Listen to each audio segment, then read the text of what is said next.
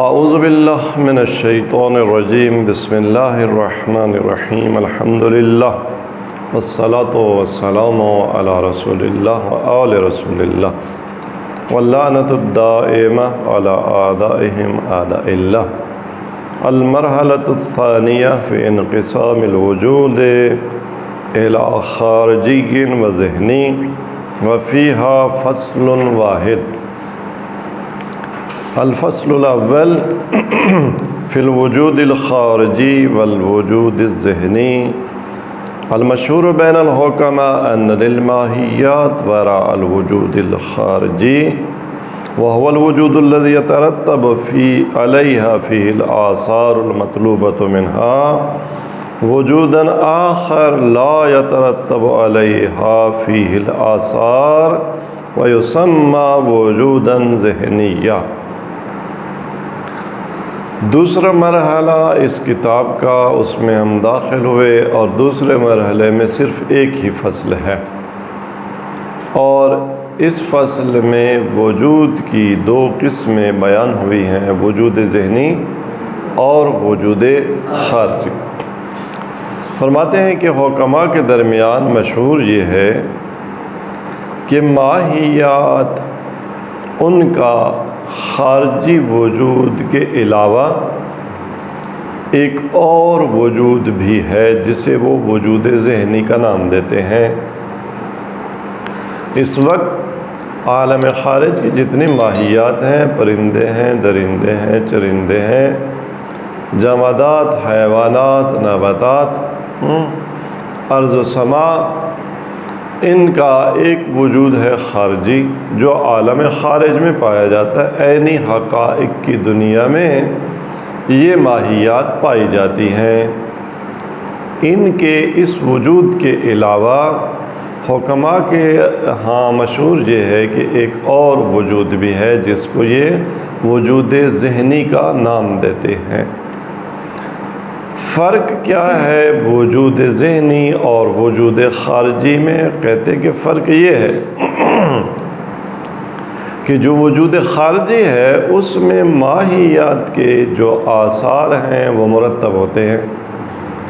عالم خارج کا پانی ہے، اس پر پانی کے آثار مرتب ہوتے ہیں۔ جو بھی اثر اللہ نے پانی میں رکھا ہے، مائع ہے، سیال ہو گیا، باردن بالطب ہے، اپنی طبیعت میں ٹھنڈا ہے۔ انسان ہے خارج میں، حیوانیت سے متصف ہے، بے معنی کہ صاحب حیات ہے، فصل رکھتا ہے، ناطق ہے۔ اچھا جی، ایک کمالات اولیہ جنس و فصل اور کمالات ثانویہ بھی رکھتا ہے۔ تعجب اس کو ہوتا ہے، ہنستا ہے، چلتا ہے، معاشی ہے، قائم ہے، قائد ہے، عالم ہے، جاہل ہے۔ یہ آثار عالم خارج میں اس پر کیا ہوتے ہیں؟ مرتب ہوتے ہیں۔ پس خارجی وجود کسی ماہیت کا وہ ہے جس پر اس ماہیت کے جو مطلوبہ آثار ہیں وہ اس پر مرتب ہوتے ہیں۔ اس کے مقابلے میں ذہنی وجود ہے ماہیت کا۔ ذہنی وجود ماہیت کا وہ ہے جس میں اس کے وہ آثار مرتب نہیں ہوتے۔ ہمارے ذہن کے ظرف میں، ذہن کی دنیا میں یہی تمام عالم کی ماہیات جن کا بھی ہم نے نام لیا، جن کو ہم جانتے ہیں، یہ ہمارے وجود ذہن میں بھی موجود ہیں، وجود رکھتی ہیں یہ چیزیں۔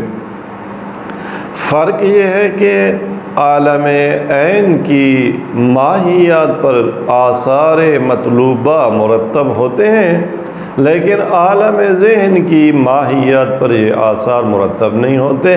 نہ جلاتی ہے آگ ذہن کی، نہ پانی اس آگ کو بجھاتا ہے۔ خوب جی،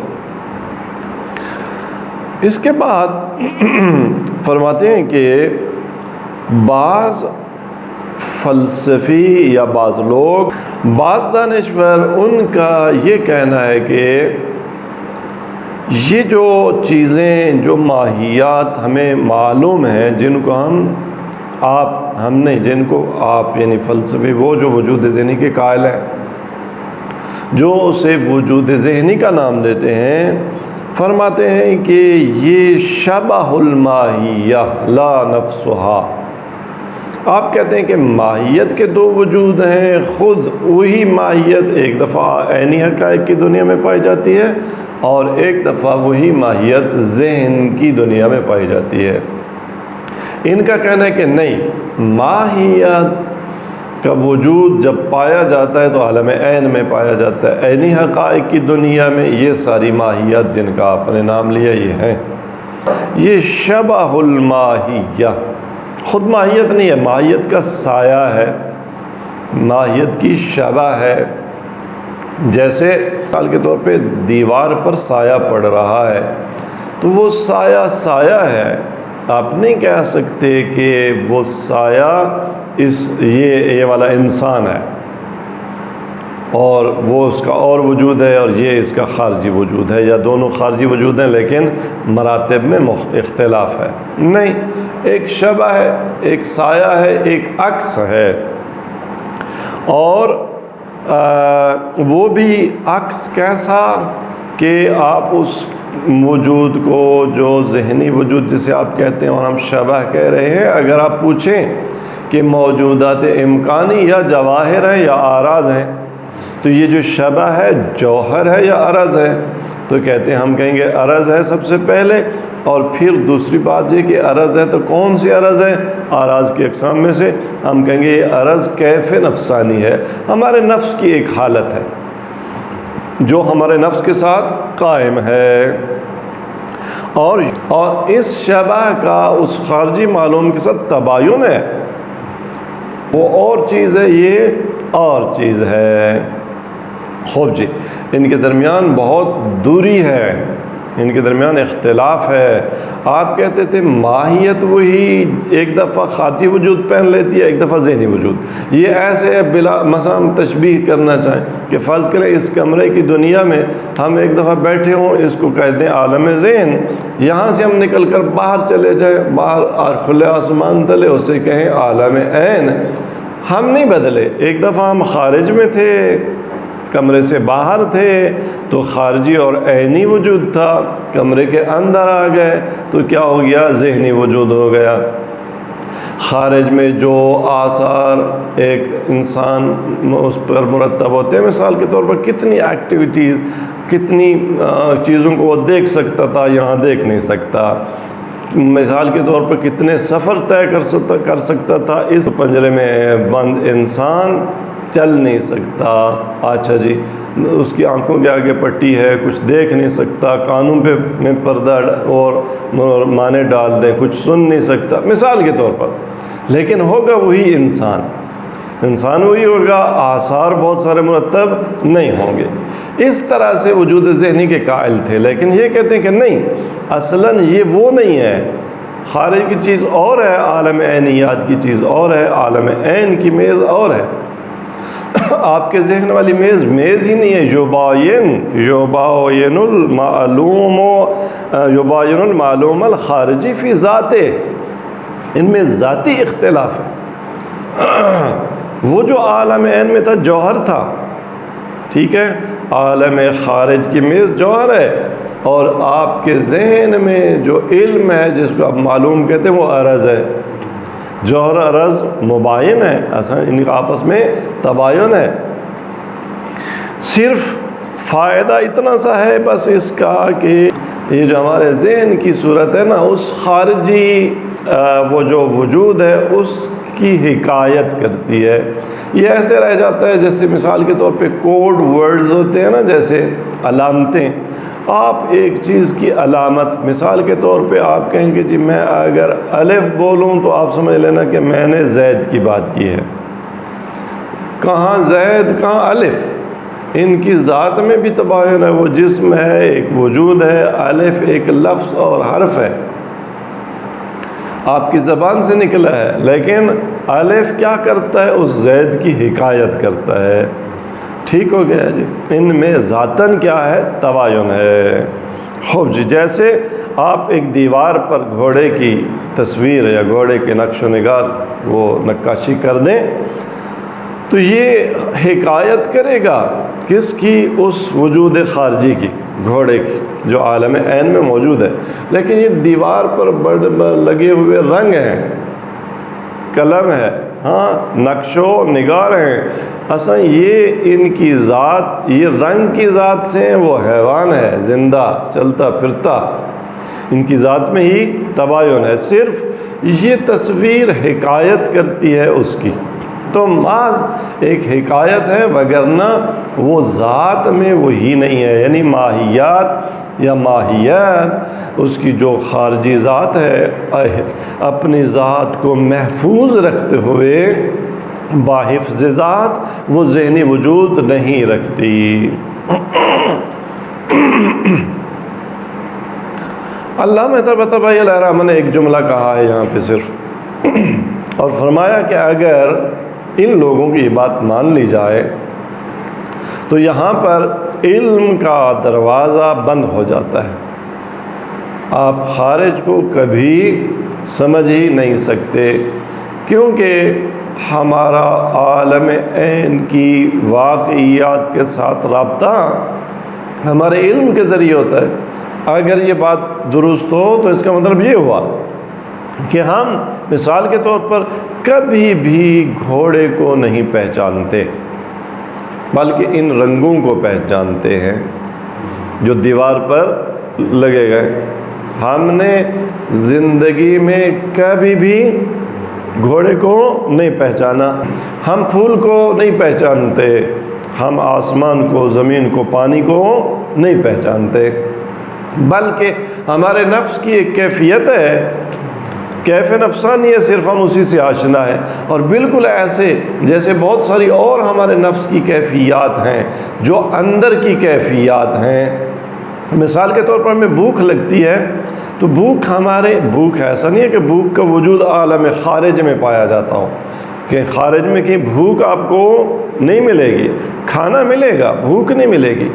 آپ کو نفرت عالم خارج میں کہیں نہیں ملے گی، وہ بندہ مل جائے گا جس سے نفرت ہو، لیکن نفرت نہیں۔ آپ کو محبت اور عشق، آپ کو ایمان اور عقیدہ عالم خارج میں کبھی نہیں ملے گا۔ جس پر ایمان ہے، جس کے بارے میں عقیدہ ہے، وہ تو ہوگا عالم خارج میں، لیکن آپ کو نہیں ملے گا، کیونکہ آپ کا رابطہ صرف کس کے ساتھ ہے؟ اپنے ذہنی ایک کیفیت کے ساتھ، اپنی نفسانی کیفیت کے ساتھ۔ اس کا مطلب یہ ہوا کہ آپ جتنا بھی علم رکھتے ہیں یہ سارا ایسے جیسے آپ کو اپنی بھوک کا علم ہو اور غذا کا پتہ نہ ہو، آپ کو نفرت کا پتہ ہو اور جس سے نفرت ہے اس کا پتہ نہ ہو، آپ کو محبت کا پتہ ہو اور جس سے محبت ہے اس کا پتہ نہ ہو، آپ کو ایمان کا پتہ ہو اور جس پر ایمان ہے اس کو آپ قطعاً نہ جانتے ہوں، بس پھر سب چیزوں کی چھٹی، نعوذ باللہ خدا ہی نہیں جانتے آپ، ہے ہی نہیں، ہے یا نہیں پتہ نہیں، آپ کو صرف اپنی ایک باطنی کیفیت کا پتہ ہے جو خود آپ کی اپنی مخلوق ہے، جو آپ کے نفس کی حالت ہے، نفس کا خالق نہیں ہے، رازق نہیں ہے۔ اسی طرح سے باقی تمام ماہیت کے بارے میں جو علم ہے آپ کا، وہ در نتیجہ کیا بن جائے گا؟ سفسطہ بن جائے گا۔ ہم کچھ نہیں جانتے، ہم عالم عین کی چیزوں کو نہیں جانتے، جب تک جو پانی ہے، جو اس کی ذاتیات ہیں، جو اس کی جنس ہے، جو اس کی فصل ہے، جو اس کا خاصہ ہے، جو اس کی عرض عام ہے، ان کو اگر ہم نہ پہچانیں تو اس کا مطلب ہے ہم اس کو جانتے ہی نہیں ہیں۔ جب نہیں جانتے، اگر پہچانیں گے تو یہ پہچان کہاں حاصل ہوتی ہے؟ ہمارے ذہن میں حاصل ہوتی ہے۔ پہچان، علم، معرفت کا خزانہ کیا ہے؟ ہمارا ذہن ہے۔ تو اس کا مطلب تو یہ ہوا کہ وہی ماہیت بعین ہی اپنی ذاتیات کے ساتھ، یہ تو کہتے تھے یباین، تباین ہے ماہیت خارجی میں اور علم میں، نہیں، یہ کہتے ہیں بالکل بعین ہے، یہ بھی ذاتیات میں وہی ہے، صرف فرق آثار مرتب ہونے یا نہ ہونے کا ہے۔ تو لہٰذا ایک جملے میں علامہ فرماتے ہیں کہ اگر یہ بات مان لی جائے تو حقیقت میں یہ سفسطہ بن جائے گا، جس کے وجہ سے علم کا، خارج کے بارے میں علم کا دروازہ ہی بند ہو جائے گا۔ سفسطے کے رد پہ یہاں پہ اتنا ہی مطلب کوئی تفصیلی بحث یہاں بدایہ نہایہ میں آپ کو نہیں ملے گی۔ علامہ طباطبائی علیہ الرحمہ نے ایک اور کتاب لکھی ہے، اصول فلسفہ و روش ریالزم، فلسفی کے اصول، پرنسپلز اور ریالزم کی جو ہے نا میتھڈالوجی وہ کیا ہے۔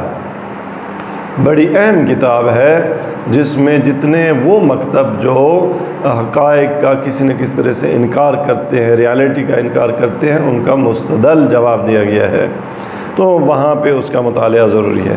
اب اس کے بعد ایک تیسرا گروہ ہے، بس اب تک دو گروہ ہوئے، مشہور حکما یعنی اکثر حکما، جب کہتے ہیں نا مشہور حکما، یہاں مشہور کا مطلب ہماری اردو والا نہیں ہے کہ جو شہرت جو رکھتے ہوں، کیونکہ مشہور ہو سکتا ہے لاکھوں میں صرف ایک بندہ ہو، تب بھی ہمارے عرفی محاورات میں اس کو مشہور کہیں گے۔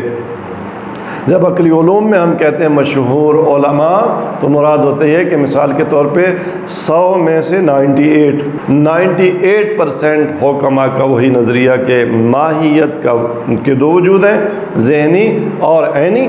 اس کے مقابلے میں کچھ لوگوں نے کہا کہ نہیں، ماہیت کا جو ہمارا علم ہے وہ عینی حقائق کا بے عین ہی وہ وہاں ہمارے ذہن میں نہیں جاتے، بلکہ ہمارے علم میں اور ماہیت خارجی میں ذاتاً فرق ہے، تباین ذاتی ہے، صرف شبہ ہے، ایک ہمارے ذہن کی کیفیت ہے۔ تیسرا گروہ ایسا ہے کہ جنہوں نے کہا اصل ذہنی وجود نام کی کوئی چیز اس کائنات میں نہیں پائی جاتی۔ اب اگر ان سے پوچھیں کائنات کی ماہیات کے بارے میں ہمارا علم کیا ہے، وہ کہتے ہیں کہ ہمارا علم کیا ہے، وہ ہمارے نفس کی ایک خاص نسبت جو عالم خارج کی اشیاء ان کے ساتھ ایک خاص نسبت کے قائم ہونے کا نام ہے۔ مثال کے طور پر ہمارے نفس کی ایک حالت توجہ، میں جب اس میز پر توجہ کرتا ہوں، جب اس کتاب پر توجہ کرتا ہوں، جب آپ پر توجہ کرتا ہوں تو میرا نفس گویا اس کی ایک اضافت اور نسبت قائم ہو جاتی ہے میرے اور آپ کے درمیان، میرے اور کتاب کے درمیان، میرے اور اس میز کے درمیان۔ تو اسی نسبت کے قائم ہونے کا نام ہے علم۔ علامہ فرماتے ہیں یہ بات بھی درست نہیں ہے۔ کیوں؟ فرماتے ہیں کہ اس کا لازمہ یہ ہے کہ آپ کو علم صرف اس چیز کا ہونا چاہیے جس سے آپ کے نفس کی یہ نسبت قائم ہو، جس کے ساتھ آپ کے نفس کی نسبت قائم نہ ہو اس کا آپ کو علم حاصل نہیں ہونا چاہیے۔ مثال کے طور پہ یہاں پہ اس وقت بھی ہمارے ایک اسٹوڈنٹ جو ہے نا موجود نہیں ہے، غیر حاضر ہے آج۔ آیا اس وقت میں مجھے پتہ ہے کہ فلاں اسٹوڈنٹ کلاس سے غائب ہے، آج غیر حاضر ہے یا نہیں؟ پتہ ہے تو تبھی ان کی غیر حاضری لگاتے ہیں نا کہ آج ایبسنٹ لگا دو اس کی، کیونکہ غیر حاضر ہے۔ تو یہ جو یہاں ہے ہی نہیں، میرا جب موجود ہی نہیں ہے اس وقت، میرا نفس اس کی طرف متوجہ ہی نہیں ہوا تو علم کیسے حاصل ہو گیا؟ آپ کو عدم کا، آپ کہتے ہیں شریک الباری ممتن ہے، اللہ تبارک تعالیٰ کا شریک ممتن نہیں ہے، اور شریک ہے ہی نہیں جب، تو آپ کو شریک الباری کا علم کیسے حاصل ہو گیا؟ آپ نے اس پر حکم کیسے لگا دیا کہ اللہ کا شریک نہیں ہے؟ آپ تو حکم بھی لگاتے ہیں، عقیدہ رکھتے ہیں کہ اللہ تعالیٰ کا شریک نہیں ہے، اگر شریک ہے ہی نہیں تو اس کا علم کیسے آ گیا؟ آپ نے اس پر حکم کیسے لگا دیا؟ تو معلومات کا علم بتاتا ہے کہ نہیں، نفس کا خالی اضافہ نہیں ہے خارج کی اشیاء کی طرف ہمارا علم، بلکہ ہمارا علم ہمارے ذہن میں تحقق پانے والی صورتیں اور موجودات ہیں جن کو ہم ذہنی وجود کہتے ہیں۔ خوب جی، یہ تین گروہ ہوئے حکما کے، اور دو جو گروہ تھے آخری جنہوں نے کہا کہ ہمارا علم ایک شبہ ہے، سایہ ہے، اور جنہوں نے کہا کہ وجود ذہنی سرے سے ہے ہی نہیں، انکار کیا۔ ان کا ایک ایک جملے میں علامہ نے جواب دے دیا، لیکن اس سے پہلے مشہور کا نظریہ بیان کیا، مشہور کے نظریے کے دلائل بیان نہیں کیے۔ اب اس کے بعد علامہ نے 3 عمدہ دلیلیں وجود ذہنی یا مشہور حکماء کے نظریے کے اس بات کی بیان کی ہیں۔ پہلی دلیل یہ ہے کہ دیکھیں ہم معدومات پر ایجابی احکام صادر کرتے ہیں۔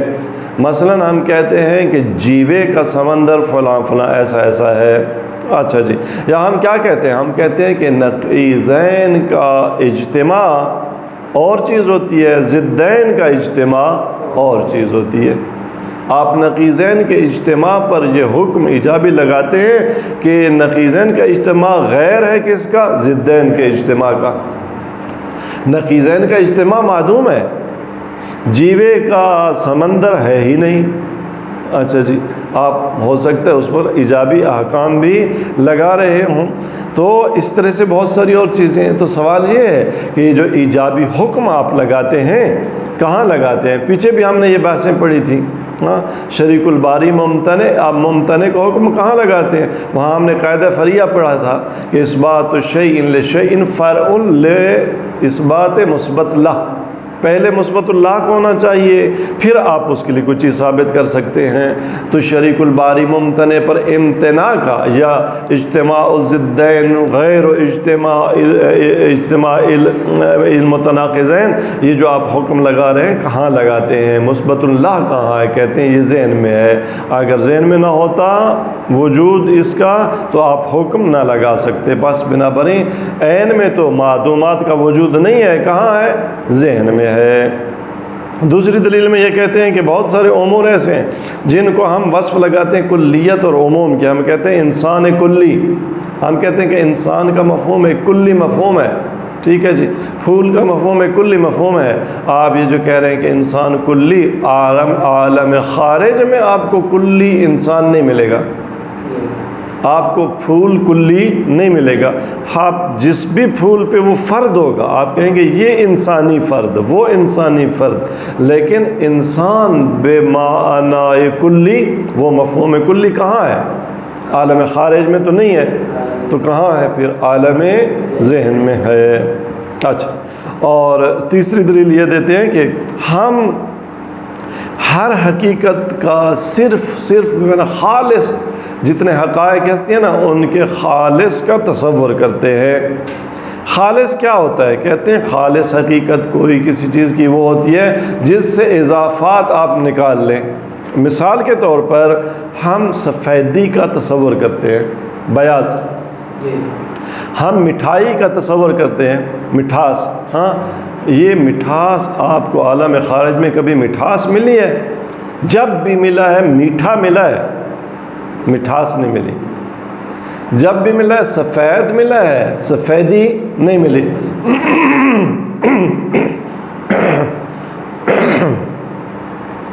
یہ کپڑا سفید، وہ مثال کے طور پہ پانی میٹھا، آپ کو میٹھا پانی کے ساتھ مکس اور سفیدی کپڑے کے ساتھ مکس ملی ہے۔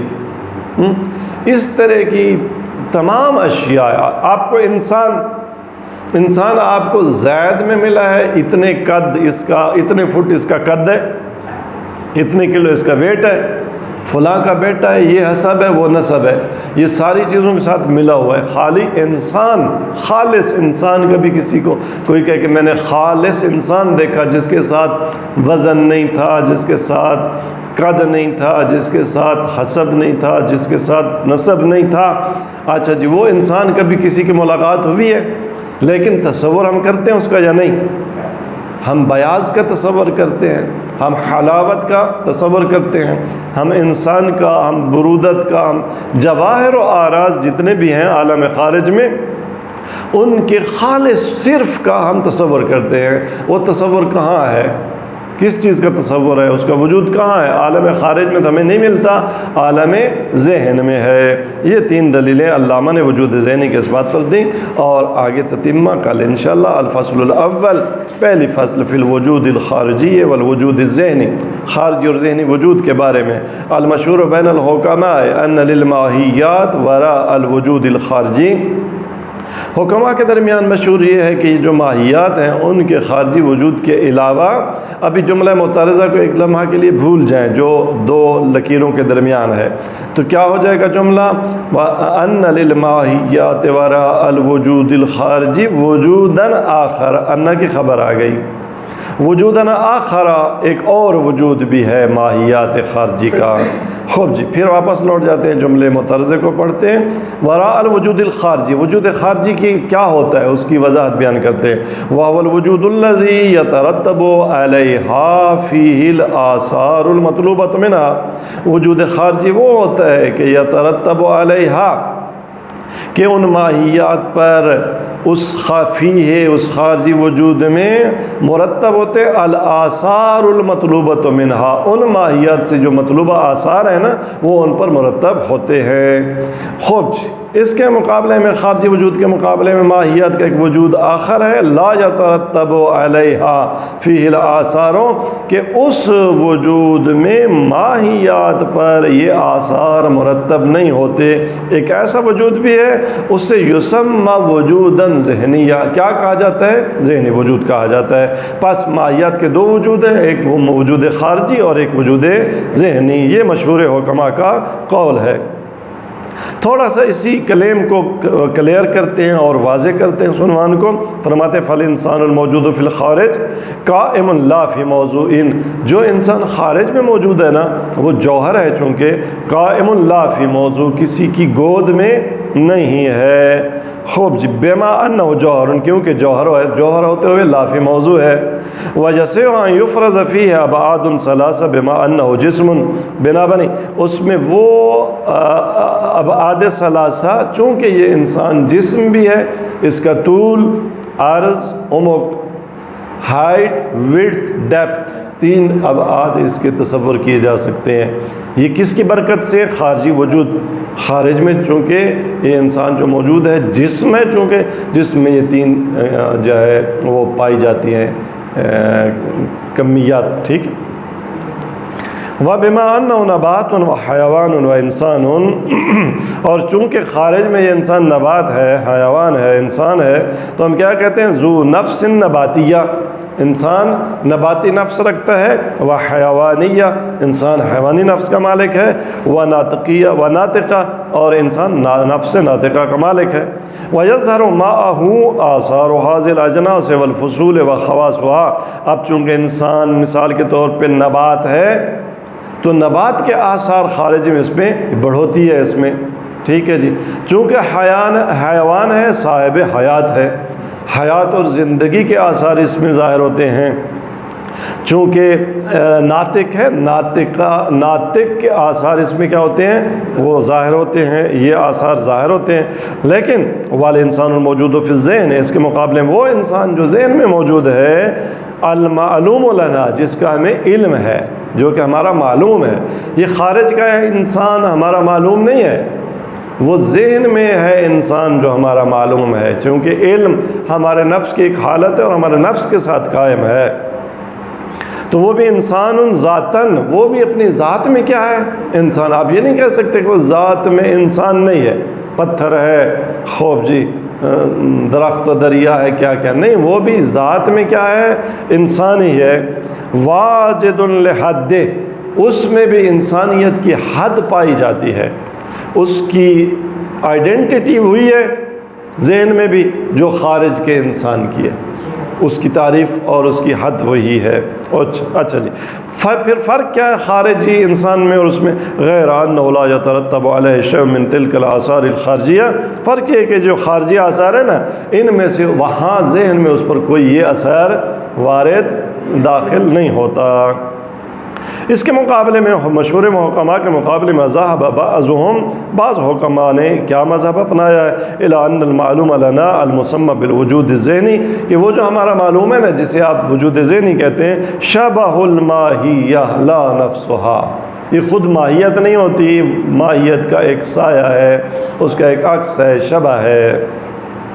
والمراد بھی، اس شبہ سے بھی مراد کیا ہے؟ عرض، یہ ایک عرض ہے، خوب جی، وکیف، اور عرض بھی کون سی؟ کیف ہے، قائم بالنفس، کیف نفسانی ہے، ہمارے نفس کی ایک کیفیت اور حالت ہے۔ اور یباین المعلوم الخارجی فی ذاتے، آپ نہ کہیں کہ یہ ذاتاً وہی انسان ہے، بلکہ یہ تباین رکھتا ہے اس خارجی وجود سے، ذاتی تباین رکھتا ہے۔ ہاں وَيُشَابِهُهُ وَيُحْكِيهِ فِي بَعْضِ خصوصیات، ہاں بعض خصوصیات میں یہ اس کے ساتھ مشابہت رکھتا ہے اور اس کی حکایت کرتا ہے۔ کَصُورَةِ الْفَرَسِ الْمَنْقُوشَ عَلَى الْجِدَارِ، بالکل ایسے جیسے دیوار پر ایک گھوڑے کی تصویر بنی ہوئی ہو، الحاکیۃ للفرس الخارجی، جو باہر کے گھوڑے کی حکایت کرے۔ یہ بعض حکماء کا مذہب، اس پر علامہ نے ایک جملہ صرف تبصرہ فرمایا، وَهَذَا فِي الْحَقِيقَةِ سَفْسَطَةٌ، یہ بیان سفسطہ ہے۔ اس کے نتیجہ کیا ہے؟ يَنْسَدُّ مَعَهَا بَابُ الْعِلْمِ بِالْخَارِجِ مِنْ أَصْلِهِ، اگر یہ بات مان لی جائے تو پھر خارجی حقائق کا علم سرے سے ہمیں کبھی حاصل ہوتا ہی نہیں، ہوگا ہی نہیں۔ وَذَهَبَ بَعْضُهُمْ إِلَى إِنْكَارِ الْوُجُودِ الذِّهْنِ مُطْلَقًا، اس کے مقابلے میں بعض حکماء، جو کہ حکماء کا تیسرا گروہ ہو گیا، انہوں نے کہا کہ سرے سے کوئی وجود ذہنی پایا ہی نہیں جاتا۔ انہوں نے مطلقاً وجود ذہنی کا انکار کیا اور کہا کہ وَأَنَّ عِلْمَ النَّفْسِ بِشَيْءٍ، ہمارے نفس میں جب کسی چیز کا علم حاصل ہوتا ہے تو یہ کیا ہے؟ اضافۃ خاصۃ منہا الیہ، یہ ہمارے نفس کا اس چیز کی طرف ایک اضافہ ہے۔ وَيَرُدُّهُ الْعِلْمُ بِالْمَعْدُومِ، علامہ فرماتے ہیں کہ یہ قول بھی قابل قبول نہیں ہے، اس قول کو رد کرتی ہے یہ حقیقت کہ ہمیں معدوم کا بھی تو علم ہوتا ہے۔ اذ لا معنی محسن الاضافۃ الی المعدوم، اور معدوم جو نہیں ہے اس کی طرف نفس کے اضافے کا کوئی معنی نہیں بنتا۔ اگر کوئی نفس کی نسبت قائم ہوتی ہے آپ کے بقول، تو نفس کی نسبت دو وجودی اشیاء کے درمیان ہوتی ہے، نسبت ایک معدوم اور ایک موجود کے درمیان تو نہیں نہ ہوتی۔ بنابراین معدومات کا جو ہمیں علم ہے، بہت سارے معدومات کا ہمیں علم ہے، ہم کہتے ہیں کہ اللہ تبارک تعالیٰ کا شریک نہیں ہے، یہ ہمیں اگر شریک الباری کا یہ علم ہے تو ہم اس پر یہ، یا بہت سارے ایسے موجودات جو مثال کے طور پر ہمارے اس وقت ہمارے پاس معدوم ہیں، یہاں نہیں ہے، اور ہم ان پر کیا کرتے ہیں؟ ان کے بارے میں ابھی بھی علم رکھتے ہیں۔ تو یہ تین گروہ ہو گئے فلاسفرز کے، ایک مشہور حکماء جو وجود ذہنی کے قائل ہیں، دوسرے بعض وہ حکماء جو وجود ذہنی کو صرف شبہ قرار دیتے ہیں، اور تیسرے وہ حکماء جو کہتے ہیں کہ سرے سے وجود ذہنی نام کی کوئی چیز حتیٰ شبہ بھی نہیں پائی جاتی۔ وَاحْتَجَّ الْمَشْهُورُ عَلَى مَا ذَهَبُوا إِلَيْهِ مِنَ الْوُجُودِ الذِّهْنِ بِوُجُوهٍ۔ وصلی اللہ علیہ سیدنا و نبینا محمد وعلی اہل بیتہ الاطہار علیہ السلام۔ عبارت دیکھ لیتے ہیں، وَاحْتَجَّ الْمَشْهُورُ عَلَى مَا ذَهَبُوا إِلَيْهِ مِنَ الْوُجُودِ الذِّهْنِ، مشہور حکماء نے جو وجود ذہنی کے موجود ہونے کا یا پائے جانے کا مذہب اختیار کیا ہے، انہوں نے دلائل دیے اپنے مذہب کے تین دلائل۔ الاول اننا نحکم علی المعدومات باحکام ایجابیہ، کہ ہم معدومات پر ایجابی احکام لگاتے ہیں۔ کقولنا بحر من زیبق کذا، ہم کہتے ہیں کہ جیوے کا جو سمندر وہ ایسا ہے ویسا ہے۔ وقولنا اجتماع النقیضین غیر اجتماع ضدین، ہم کہتے ہیں کہ نقیضین کا اجتماع ضدین کے اجتماع کا غیر ہے۔ الی غیر ذالک، اس کے علاوہ اور بھی بہت سارے ہم جو احکام معدومات پر احکام ایجابی لگاتے ہیں۔ والایجاب و اثبات، ایجاب کا مطلب کیا ہوتا ہے؟ ایک چیز کو ثابت کرنا۔ وَإِثْبَاتُ الشَّيْءِ وَإِثْبَاتُ الشَّيْءٍ لِشَيْءٍ، کسی چیز پر ایجابی حکم لگانا، اس کا لازمہ کیا ہے؟ پیچھے ہم قاعدہ فریہ پڑھ چکے ہیں کہ فرع ثبوت المثبت لہ، اب جب تک مثبت اللہ نہ ہو آپ اس پر کوئی ایجابی حکم لگا نہیں سکتے۔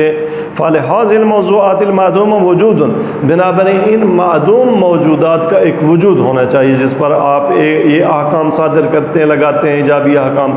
خارج میں تو یہ معدوم ہے، ان کا وجود ہے نہیں، پھر ان کا وجود کہاں پایا جاتا ہے؟ بغیر ان کے وجود کے آپ حکم نہیں لگا سکتے۔ آپ کا حکم لگانا یہ بتاتا ہے کہ ان کا کہیں وجود ہے۔ تو فرماتے ہیں وَإِذْ لَيْسَ فِي الْخَارِجِ، جب ان کا مثبت اللہ کا وجود خارج میں نہیں ہے، فَفِي مَوْطِنٍ آخر، تو ان کا وجود ایک اور وطن میں ہے، وَنُسَمِّهِ الذہن، جسے ہم ذہن کا نام دیتے ہیں۔ یہ پہلی دلیل۔ الثانی اِنَّا نَتَصَوَّرُ أُمُورًا تُتَّصَفُ بِالْكُلِّيَّةِ وَالْعُمُومِ، ہم بہت سارے امور کو تصور کرتے ہیں جن کی توصیف کرتے ہیں ہم کہ یہ ایک کلی چیز ہے، یہ عام چیز ہے، یہ عام امر ہے، وہ کلی امر ہے۔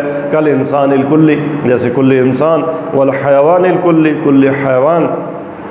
اور یہ تصور بذات خود کیا ہوتا ہے؟ والتصور اشارۃ عقلیہ، تصور ایک عقلی اشارہ ہوتا ہے۔ لا تتحقق الا بمشار الیہ موجود، آپ کبھی یہ نہیں کہہ سکتے کہ یہ وہ، جب بھی یہ وہ کہیں گے تو جس کی طرف اشارہ کر رہے ہیں مشار الیہ کو موجود ہونا چاہیے کہیں۔ تو ہمارا عقل جب کسی چیز کا تصور کرتا ہے تو یہ اس کا کلی انسان کا مثال کے طور پہ، تو یہ اس کلی کی طرف اشارہ کرتا ہے، تو وہ کلی کہاں موجود ہے؟ وَإِذْ لَا وُجُودَ لِلْكُلِّيَّ بِمَا هُوَ كُلِّيٌّ فِي الْخَارِجِ، اور کلی چونکہ بطور کلی بحیثیت کلی خارج میں نہیں پائی جاتی، فَهِيَ مَوْجُودَةٌ فِي مَوْطِنٍ آخر، بس اس کو ایک اور اس کا وطن ہونا چاہیے جسے ہم کیا کہتے ہیں؟ وَنُسَمِّهِ الذہن، جسے ہم ذہن کا نام دیتے ہیں۔ اور تیسری دلیل اِنَّا نَتَصَوَّرُ الصِّرْفَ مِنْ كُلِّ حقیقہ، ہم ہر حقیقت کا صرف اور خالص اس کا تصور کرتے ہیں۔ کسی حقیقت کا صرف بمعنی خالص کیا ہوتا ہے؟ وَهُوَ الْحَقِيقَةُ مَحْذُوفًا عَنْهَا مَا يُكْسِرُهَا بِالْخَلَطِ وَالْانضِمَامِ، صرف کسی چیز کا، خالص کسی چیز کا وہ ہوتا ہے جو ہر اس ضمیمے سے جدا ہو، کوئی اس کے ساتھ وہ انضمام اور ضمیمہ نہ ہو، کوئی چیز ایسی اس کے ساتھ مخلوط نہ ہو جو اس کو تکثیر کرتی ہے، کثیر کر دیتی ہے۔ دیکھیں عالم خارج میں اس وقت اس کمرے میں مثال کے طور پر اگر ہم 10 انسان موجود ہیں تو یہ 10 کیسے بنے؟ 10 ایسے بنے کہ میرے ساتھ کچھ چیزیں مخلوط ہیں، میرا قد، میرا وزن، میرا حسب، میرا نسب جو آپ کے ساتھ نہیں ہے، جو آپ کے ساتھ ہے وہ ان کے ساتھ نہیں ہے، جو ان کے ساتھ ہے وہ ان کے ساتھ نہیں ہے۔ تو ہماری انسانیت کے ساتھ کچھ اور چیزیں مخلوط ہوئیں، منظم ہوئیں، جنتی ہوئی، تب ہم خارج میں کیا الگ الگ ہو گئے۔ اگر یہ تمام ضمائم نکال لیے جائیں تو باقی کیا بچ جائے گا؟ صرف انسانیت بچ جائے گی، خالص انسانیت بچ جائے گی۔ جیسے کالبیاض المتصور، آپ سفیدی کا تصور کرتے ہیں، کب تصور کرتے ہیں؟ وہ خالص سفید، بحذف جمیع الشوائب الاجنبیہ، کپاس، کپڑا، مثال کے طور پہ دودھ، یہ جو خصوصیات ہیں جو سفید کے ساتھ ملتی ہیں تو یہ ایک دوسرے سے الگ الگ ہو جاتی ہے۔ یہ سفیدی وہ کپڑے کی سفیدی ہے، کپاس کی ہے، وہ مکھن کی ہے، دودھ کی ہے۔ اگر یہ مکھن، دودھ، کپڑا نکال لیں تو صرف سفیدی بچ جائے گی، اس کا ہم تصور کرتے ہیں۔ اور لیکن جہاں تک صرف سفیدی کا تعلق ہے، وہ صرف شیء لا یتسنى ولا یتکرر، کسی بھی چیز کا جو صرف اور خالص وہ چیز ہے نا، اس میں ڈبلنگ آپ کو نہیں ملے گی، اس میں آپ کو تکرار نہیں ملے گا، وہ 3 نہیں ہوں گے۔ یہ جو اگر کہیں 3 جگہ سفیدی ہے تو وہ 3 اصل میں کپڑا، دودھ، مکھن اور کپاس، ان کا اختلاف ہے۔ سفیدی خود ایک ہی حقیقت ہے۔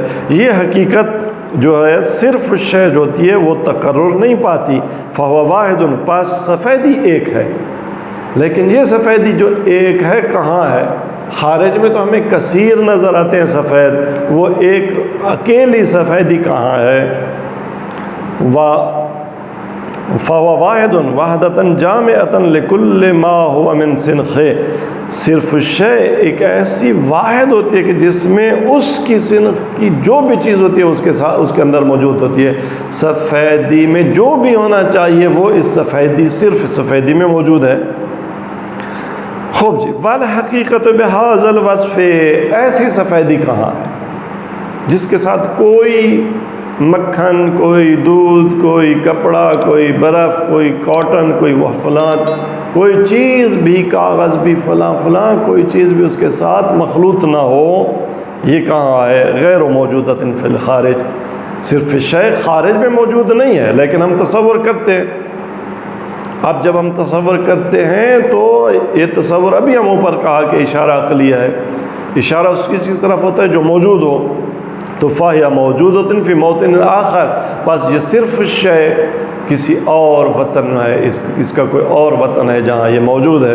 وہ کیا ہے؟ وہ وطن، اس کو نسمیہ ذہن، اس وطن کو ہم ذہن کہتے ہیں، اور وہاں سفیدی کا جو وجود پایا جاتا ہے، وہاں انسان کا جو وجود پایا جاتا ہے، باقی حقائق ہستی ان کی صرف شے کا جہاں وجود پایا جاتا ہے، اس وجود کو ہم وجود ذہنی کہتے ہیں، اور جہاں یہ وجود رہتا ہے اس کے وطن کو ہم ذہن کا عالم یا ذہن کی دنیا، عالم ذہن، عالم عین کے مقابلے میں عالم ذہن کا نام دیتے ہیں۔ وصلی اللہ علیہ سیدنا و نبینا محمد و علی اہل بیت الاطہار علیہ السلام۔